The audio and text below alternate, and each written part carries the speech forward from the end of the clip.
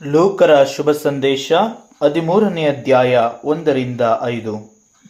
ಅದೇ ಸಮಯದಲ್ಲಿ ಕೆಲವರು ಆತನ ಹತ್ತಿರದಲ್ಲಿದ್ದು, ಪಿಲಾತನು ಗಲಿಲಾಯದವರ ರಕ್ತವನ್ನು ಅವರು ಕೊಟ್ಟ ಬಲಿಗಳ ಸಂಗಡ ಬೆರೆಸಿದನೆಂದು ಆತನಿಗೆ ತಿಳಿಸಿದರು. ಅದಕ್ಕೆ ಆತನು ಅವರಿಗೆ, ಆ ಗಲಿಲಾಯದವರು ಅಂಥ ಕೊಲೆಯನ್ನು ಅನುಭವಿಸಿದ್ದರಿಂದ ಅವರನ್ನು ಎಲ್ಲ ಗಲಿಲಾಯದವರಿಗಿಂತ ಪಾಪಿಷ್ಠರೆಂದು ಭಾವಿಸುತ್ತೀರೋ? ಹಾಗೆ ಭಾವಿಸಕೂಡದೆಂದು ನಿಮಗೆ ಹೇಳುತ್ತೇನೆ. ದೇವರ ಕಡೆಗೆ ತಿರುಗಿಕೊಳ್ಳದಿದ್ದರೆ ನೀವೆಲ್ಲರೂ ಹಾಗೆಯೇ ಹಾಳಾಗಿ ಹೋಗುವಿರಿ. ಇಲ್ಲವೇ ಸಿಲೋವಾಮಿನಲ್ಲಿ ಬುರುಜು ಬಿದ್ದು ಸತ್ತ ಆ 18 ಮಂದಿಯು ಯೆರೂಸಲೇಮಿನಲ್ಲಿ ವಾಸವಾಗಿರುವ ಎಲ್ಲಾ ಮನುಷ್ಯರಿಗಿಂತಲೂ ಅಪರಾಧಿಗಳೆಂದು ಭಾವಿಸುತ್ತೀರೋ? ಹಾಗಲ್ಲವೆಂದು ನಿಮಗೆ ಹೇಳುತ್ತೇನೆ. ದೇವರ ಕಡೆಗೆ ತಿರುಗಿಕೊಳ್ಳದಿದ್ದರೆ ನೀವೆಲ್ಲರೂ ಅವರಂತೆ ಹಾಳಾಗಿ ಹೋಗುವಿರಿ ಎಂದು ಹೇಳಿದನು. ಇಂದಿನ ವಾಕ್ಯ ನಮಗೆ ವಿಚಾರಗಳಲ್ಲಿಯೇ ವಿಭಿನ್ನ ವಿಚಾರವನ್ನು ತಿಳಿಯಪಡಿಸ್ತದೆ. ಈಗ ಆಕ್ಸಿಡೆಂಟ್ ಆಗ್ತದೆ, ಇನ್ನೊಂದಾಗ್ತದೆ, ಮತ್ತೊಂದು ರೀತಿಯಲ್ಲಿ ಸಾಯ್ತಾರೆ, ಹೀಗೆ ಹಲವಾರು ರೀತಿಯಲ್ಲಿ ಸಾಯ್ತಾರೆ. ಅವೆಲ್ಲದರ ವಿಚಾರ ಅವರೆಲ್ಲರೂ ಪಾಪಿಷ್ಠರಾಗಿದ್ರು, ಹಾಗೆ ಹೀಗೆ, ಅದು ಸತ್ಯನ? ಅದನ್ನ ಇಂದಿನ ವಾಕ್ಯ ಪ್ರಭು ಯೇಸು ಸ್ವತಃ ತಾವೇ ನುಡಿತಾರೆ. ಹಾಗಿದ್ರೆ ವಾಕ್ಯ ಏನು ಹೇಳ್ತದೆ? ಅದೇ ಸಮಯದಲ್ಲಿ ಕೆಲವರು ಆತನ ಹತ್ತಿರದಲ್ಲಿದ್ದು, ಪಿಲಾತನು ಗಲಿಲಾಯದವರ ರಕ್ತವನ್ನು ಅವರು ಕೊಟ್ಟ ಬಲಿಗಳ ಸಂಗಡ ಬೆರೆಸಿದನೆಂದು ಆತನಿಗೆ ಹೇಳಿದರು. ಅದಕ್ಕೆ ಆತನು ಅವರಿಗೆ, ಆ ಗಲಿಲಾಯದವರು ಅಂತಹ ಕೊಲೆಯನ್ನು ಅನುಭವಿಸುವುದರಿಂದ ಅವರನ್ನು ಎಲ್ಲಾ ಗಲಿಲಾಯದವರಿಗಿಂತ ಪಾಪಿಷ್ಠರೆಂದು ಭಾವಿಸುತ್ತೀರೋ? ಹಾಗೆ ಭಾವಿಸಕೂಡದೆಂದು ನಿಮಗೆ ಹೇಳುತ್ತೇನೆ. ಏನು ಹೇಳಿದ್ರು ನೋಡಿದ್ರ? ಅದೇ ಸಮಯದಲ್ಲಿ ಬಂದಂತಹ ಕೆಲವರು ಹೇಳ್ತಾರೆ, ಪಿಲಾತನು ಗಲಿಲಾಯದವರ ರಕ್ತವನ್ನ ಅವರು ಕೊಟ್ಟ ಬಲಿಗಳ ಸಂಗಡ ಏನ್ ಮಾಡ್ಬಿಟ್ಟಿದ್ದಾನೆ? ಬೆರೆಸ್ಬಿಟ್ಟಿದ್ದಾನೆ. ಅಂದ್ರೆ ಆ ಒಂದು ಸಾವು ಅಷ್ಟು ಕಠಿಣವಾಗಿ ಆಯ್ತು. ಹಾಗಿದ್ರೆ ಅವರೆಲ್ಲರೂ ಪಾಪಿಷ್ಠರು ಅಂತ ಅನ್ಕೊಂಡಿದ್ದೀರಾ? ಪ್ರಭು ಯೇಸು ಕೇಳ್ತಾರೆ, ಹಾಗಿದ್ರೆ ಅವರು ಪಾಪಿಷ್ಠರು ಅಂತ ಅನ್ಕೊಂಡಿದ್ದೀರಾ? ಹಾಗೆ ಆಲೋಚನೆ ಮಾಡಕ್ ಹೋಗ್ಬಿಡಿ. ಯಾವುದೇ ಸಾವು ಆದ್ರೂ ಕೂಡ ಆ ಸಾವಿನಲ್ಲಿ ಪಾಪ ಪುಣ್ಯಗಳನ್ನು ಲೆಕ್ಕ ಹಾಕಬೇಡಿ. ನಾವು ವಾಕ್ಯದ ಪ್ರಾರಂಭದಿಂದ ಆದಿಕಾಂಡದಿಂದ ನೋಡ್ತಾ ಬಂದ್ರೆ, ದಾವೀದ ಅರಸನೇ ನರಳುತ್ತಾ ಮರಣವನ್ನ ಹೊಂತಾನೆ, ರೋಗದಲ್ಲಿ ಬಿದ್ದು ನರಳುತ್ತಾ.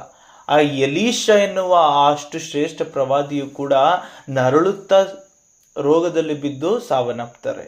ಅಂದ್ರೆ ಆ ರೋಗ ಆಗಿರ್ಬೋದು, ಇನ್ನೊಂದು ಮತ್ತೊಂದು ಆಗಿರ್ಬೋದು, ಅವುಗಳು ಕೇವಲ ದೇಹದ ಕಾರ್ಯಗಳಿಗೆ ದೊರೆಯುವಂಥದ್ದೇ ಹೊರತು ನಮಗಲ್ಲ, ಅಂದ್ರೆ ಆತ್ಮಕ್ಕಲ್ಲ. ಆತ್ಮಕ್ಕೆ ದೊರೆಯುವಂಥದ್ದು ಅದು ದೇವರಿಂದ ದೊರೆಯಲ್ಪಡ್ತದೆ. ಇಲ್ಲಿರುವ ಯಾವುದೇ ಲೋಕದ ವ್ಯಕ್ತಿಯು ಒಬ್ಬನನ್ನ ಪಾಪಿಷ್ಟನು ಅಂತಾಗಲಿ, ಒಬ್ಬನನ್ನು ದೇವರ ಮನುಷ್ಯನು ಎಂಬುದಾಗಿ ಗುರುತಿಸೋದಕ್ಕೆ ಸಾಧ್ಯ ಇಲ್ಲ. ಯಾರನ್ನು ನ್ಯಾಯ ತೀರ್ವಿಕೆ ಮಾಡೋದಕ್ಕೆ ಮನುಷ್ಯನ ಕೈಯಲ್ಲಿ ಸಾಧ್ಯವೇ ಇಲ್ಲ. ಯಾಕೆಂದ್ರೆ ಅವನು ಆಂತರ್ಯವನ್ನ ಅರ್ಥ ಮಾಡ್ಕೊಳ್ಳೋದಿಕ್ಕೆ ಯಾವತ್ತಿಗೂ ಸಾಧ್ಯ ಆಗೋದಿಲ್ಲ. ಹಾಗಾಗಿ ಪ್ರಭು ಯೇಸು ಹೇಳ್ತಾರೆ, ಹಾಗೆ ನೀವು ಅಂದ್ಕೊಳಕ್ ಹೋಗ್ಬೇಡಿ. ಒಂದು ವೇಳೆ ನೀವು ಪಾಪವನ್ನು ಬಿಡದೆ ಜೀವಿಸಿದ್ರೆ ನಿಮ್ಮ ಗತಿ ಹಾಗೆ ಆಗ್ಬೋದೇನೋ, ಹಾಗೆ ಆಗುತ್ತೆ ಅಂತ ಹೇಳ್ತಾರೆ. ಅಂದ್ರೆ ನೋಡಿ, ಅವರ ಜೀವಿತದಲ್ಲಿ ಅವರು ಹೊಂದಿದ ಮರಣದಿಂದ ಅವರು ಪಾಪಿಷ್ಠರು ಎಂಬುದಾಗಿ ಗುರುತಿಸಲ್ಪಡಲ್ಲ. ನೀವು ಪಾಪವನ್ನ ಬಿಡದೆ ಜೀವಿಸಿದ್ರೆ ಆಗ ನೀವು ಗುರುತಿಸಲ್ಪಡ್ತೀರಿ. ಇದನ್ನ ವಾಕ್ಯ ನಮಗೆ ಸ್ಪಷ್ಟವಾಗಿ ಹೇಳ್ತದೆ. ಅಂದ್ರೆ ಇಲ್ಲಿ ಸ್ಪಷ್ಟವಾಗಿ ತಿಳ್ಕೊಳ್ರಿ, ಆಂತರ್ಯದಿಂದ ಬಾಹ್ಯದವರೆಗೂ ಪರಿಪೂರ್ಣವಾಗಿ ಪಾಪವನ್ನ ಬಿಟ್ಟು ಜೀವಿಸಿದ್ದೆ ಆದರೆ ನಾವೇನಾಗ್ತೀವಿ? ದೇವರ ದೃಷ್ಟಿಯಲ್ಲಿ ಶ್ರೇಷ್ಠರಾಗಿ ಕಂಡು ಬರ್ತೀವಿ. ಇಲ್ಲದಿದ್ರೆ ಏನಾಗ್ತದೆ? ನಮ್ಮ ಜೀವಿತವು ಪಾಪದಿಂದ ಕೂಡಿದ್ದಾಗಿ ದೇವರ ದೃಷ್ಟಿಯಲ್ಲಿ ನಾವು ಸತ್ತವರಂತೆ ಕಂಡು ಬರ್ತೀವಿ. ಹಾಗಾಗಿ ಇನ್ನ ವಾಕ್ಯ ನಮಗೆ ತಿಳಿಯಪಡಿಸುವಂಥದ್ದು, ಲೋಕದಲ್ಲಿ ಲೋಕವನ್ನು ಬಿಟ್ಟು ಹೋಗುವ ಸಂಕೇತವಾಗಿರುವ ಮರಣವು ನಮಗೆ ಯಾವುದೇ ರೀತಿಯ ಪಾಪ ಪುಣ್ಯಗಳ ವಿವರಣೆಯನ್ನು ತಿಳಿಯಪಡಿಸೋದಿಲ್ಲ. ಆದರೆ ನಮ್ಮ ಜೀವಿತದ ಅಂತ್ಯದ ನಂತರ ದೇವರ ನ್ಯಾಯ ತೀರ್ವಿಕೆಯು ನಾವು ಸರಿಯಾದವರೋ ತಪ್ಪಾದವರೋ, ಪಾಪ ಉಳ್ಳವರೋ ಪುಣ್ಯವಂತರೋ, ಕರ್ತನವರೋ ನಾಶನಕ್ಕೆ ಗುರಿಯಾದವರೋ, ಕುರಿಗಳೋ ಆಡುಗಳೋ, ಇವುಗಳನ್ನು ನಮಗೆ ಸ್ಪಷ್ಟವಾಗಿ ತಿಳಿಸಲ್ಪಡೋದು ಆ ಜಾಗದಲ್ಲೇ. ಹಾಗಾಗಿ ನನ್ನ ಬಗ್ಗೆ ನನಗಿಂತ ಹೆಚ್ಚಾಗಿ ಜನರಿಗೆ ಯಾರಿಗೂ ಗೊತ್ತಿರಲ್ಲ. ನನಗಿಂತ ನನ್ನ ಬಗ್ಗೆ ದೇವರಿಗೆ ಬಿಟ್ರೆ ಇನ್ಯಾರಿಗೂ ಗೊತ್ತಿರಲ್ಲ. ಇದನ್ನು ಸ್ಪಷ್ಟವಾಗಿ ತಿಳ್ಕೊಳ್ರಿ. ನಾನು ನನ್ನನ್ನು ಎಷ್ಟು ಅರ್ಥ ಮಾಡ್ಕೊಂಡಿದ್ದೀನೋ ಅದಕ್ಕಿಂತ ಹೆಚ್ಚಾಗಿ ದೇವರು ನನ್ನನ್ನು ಅರ್ಥ ಮಾಡ್ಕೊಂಡಿದ್ದಾರೆ. ಆದರೆ ಇಡೀ ಲೋಕವು ನಾನು ನನ್ನನ್ನು ಅರ್ಥ ಮಾಡ್ಕೊಂಡಿರೋಷ್ಟು ಅರ್ಥ ಮಾಡ್ಕೊಂಡಿರೋದಿಲ್ಲ. ಹಾಗಾಗಿ ಒಂದನ್ನು ಸ್ಪಷ್ಟವಾಗಿ ತಿಳ್ಕೊಳ್ರಿ, ಯಾರನ್ನು ಕೂಡ ನ್ಯಾಯ ತೀರ್ವಿಕೆ ಮಾಡಬೇಡಿ. ಯಾರನ್ನು ಕೂಡ ನ್ಯಾಯ ತೀರ್ವಿಕೆ ಮಾಡಬೇಡಿ, ಅದು ನಮ್ಮ ಕೆಲಸವಲ್ಲ. ಪ್ರಭು ಯೇಸುವಿನ ಬಳಿಗೆ ಒಬ್ಬ ವ್ಯಕ್ತಿ ಬಂದು ಕೇಳ್ತಾನೆ, ನನ್ನ ಸಹೋದರನು ಜಮೀನಿನ ವಿಚಾರದಲ್ಲಿ ವ್ಯಾಜ್ಯ ಆಗಿದೆ, ನಮಗೆ ಏನು ಮಾಡು, ಪಾಲನ್ನು ಸರಿಯಾಗಿ ಕೊಡುವಂತೆ ಅಣ್ಣನಿಗೆ ಹೇಳು, ಸಹೋದರನಿಗೆ ಹೇಳು. ಆದರೆ ಪ್ರಭು ಯೇಸು ಹೇಳ್ತಾರೆ, ನನ್ನನ್ನು ನಿಮ್ಮ ಮೇಲೆ ನ್ಯಾಯ ತೀರಿಸಲು ಅಥವಾ ಈ ಜಮೀನು ವ್ಯಾಜ್ಯವನ್ನು ತೀರಿಸಲು ನಮ್ಮನ್ನು ನೇಮಕ ಮಾಡಿದವರು ಯಾರು, ಅಧಿಕಾರ ನನಗೆ ಕೊಟ್ಟಿರೋರು ಯಾರು ಅಂತ ಕೇಳ್ತಾರೆ. ಅಂದರೆ ಪ್ರಭು ಯೇಸು ಸ್ವತಃ ಸೇನಾಧೀಶ್ವರ ಕರ್ತರ ಪುತ್ರರೇ ಆ ಮಾತನ್ನು ಹೇಳ್ತಾರೆ. ಅಂದರೆ ನಮ್ಮದಲ್ಲದ ಕಾರ್ಯಕ್ಕೆ ನಾವು ಹೋಗಬಾರ್ದು. ನಮಗೆ ಕೊಡಲ್ಪಟ್ಟ ಅಧಿಕಾರವು ನಮ್ಮಲ್ಲಿದೆ. ನನಗೆ ತಂದೆ ಕೊಟ್ಟಿದ್ದಾರೆ, ತಾಯಿ ಕೊಟ್ಟಿದ್ದಾರೆ, ಅವರ ಅಧೀನದಲ್ಲಿರೋದು ನನ್ನ ಕರ್ತವ್ಯ. ನನಗೆ ಹೆಂಡತಿ ಕೊಟ್ಟು, ನನಗೆ ಮಕ್ಕಳು ಕೊಟ್ಟು, ನನಗೆ ಜೀವಿತವನ್ನು ರೂಪಿಸಿದರೆ ಅದು ನನಗೆ ಕೊಟ್ಟಿರುವ ಅಧಿಕಾರ. ಅವುಗಳನ್ನು ಪರಿಪೂರ್ಣಗೊಳಿಸ್ಕೊಳ್ತಾ ಹೋಗೋಣ. ನನಗೊಂದು ಕೆಲಸ, ಒಂದು ಜಾಗದಲ್ಲಿ ಕೆಲಸ ಇದೆ, ಆ ಕೆಲಸವು ನನ್ನ ಅಧಿಕಾರ. ಆ ಕೆಲಸದ ಮೇಲೆ ನಾನು ಸಂಪೂರ್ಣವಾಗಿ ನನ್ನನ್ನು ಅರ್ಪಿಸಿಕೊಂಡು ಜೀವಿಸೋದು ನನ್ನ ಕರ್ತವ್ಯ. ನಾನು ಮಾಡಬೇಕು. ಅಂದರೆ ನನ್ನ ಕರ್ತವ್ಯವನ್ನು ಪರಿಪೂರ್ಣವಾಗಿ ಮಾಡಬೇಕೇ ಹೊರತು ಅವರು ಪುಣ್ಯವಂತರು, ಅವರು ಪಾಪಿಷ್ಟರು ಅಂತ ಗುರುತಿಸೋದಕ್ಕೆ ನಮಗೆ ಯಾರಿಗೂ ಕೂಡ ಅಧಿಕಾರವನ್ನು ದೇವರು ಕೊಟ್ಟಿಲ್ಲ. ಇದನ್ನು ನಾವು ಸ್ಪಷ್ಟವಾಗಿ ಅರ್ಥೈಸಿಕೊಂಡು ಜೀವನವನ್ನು ಮಾಡಬೇಕು. ಹಾಗೆ ಹೇಳ್ತಾರೆ, ಸಿಲೋವಿನಲ್ಲಿ ಬುರುಜು ಬಿದ್ದು ಸತ್ತ 18 ಮಂದಿಯು ಯೆರೂಸಲೇಮಿನಲ್ಲಿ ವಾಸವಾಗಿರುವ ಎಲ್ಲ ಮನುಷ್ಯರಿಗಿಂತಲೂ ಅಪರಾಧಿಗಳೆಂದು ಭಾವಿಸ್ತೀರಾ? ಹಾಗಲ್ಲವೆಂದು ನಿಮಗೆ ಹೇಳುತ್ತೇನೆ. ದೇವರ ಕಡೆಗೆ ತಿರುಗಿಕೊಳ್ಳದಿದ್ದರೆ ನೀವೆಲ್ಲರೂ ಅವರಂತೆ ಹಾಳಾಗಿ ಹೋಗುವಿರಿ. ನೋಡಿ, ದೇವರ ಕಡೆಗೆ ತಿರುಗಿಕೊಳ್ಳದೆ ಹೋದರೆ ನೀವು ಅವರಂತೆ ಹಾಳಾಗುವಿರಿ. ಅಂದರೆ ಹಾಳಾಗುವುದು ಅಂತಂದರೆ ದೇಹದಿಂದ ಆತ್ಮ ಬೇರ್ಪಡಿಸಲ್ಪಡುವುದು ಅಲ್ಲ. ಹಾಳಾಗುವುದು ಅಂದರೆ ನಾಶನಕ್ಕಾಗಿ ನಾವು ಸಂಪೂರ್ಣವಾಗಿ ಬಿದ್ದು ಹೋಗೋದು. ನೋಡಿ, ಅವರೆಲ್ಲರಿಗೂ ಕೂಡ ಎಲ್ಲೂ ಅವಕಾಶ ಸಿಗಲಿಲ್ಲ, ತಕ್ಷಣ ಆಗೋಯ್ತು.